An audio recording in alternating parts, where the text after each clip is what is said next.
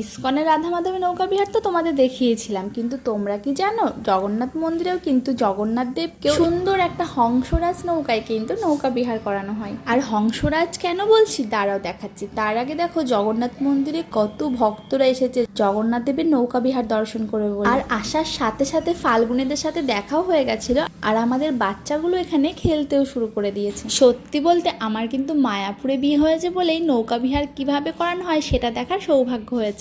আগে শুনেছিলাম কোনো যাত্রাপালায়, কিন্তু সামনের থেকে যে এত অপূর্ব লাগে দেখতে আমি তো কল্পনাই করতে পারিনি। আর এই হচ্ছে আমাদের হংসরাজ, দেখো নৌকাটাকে কি সুন্দর রাজহাঁসের মতো সাজিয়েছে। আর এখন কিন্তু ভগবানকে বারবার ঘোরানো হবে আর একবার করে ধারে এসে ভোগ লাগানো হবে। আর এই নৌকা বিহারের সাথে সাথে কিন্তু সামনে খুব সুন্দর কীর্তন হচ্ছে, আর পাশে মাতাজিরা সুন্দর করে ডান্স করছে। এগুলো দেখতে হলে তাড়াতাড়ি সাবস্ক্রাইব করে রাখো, খুব তাড়াতাড়ি আসছে পার্ট 2।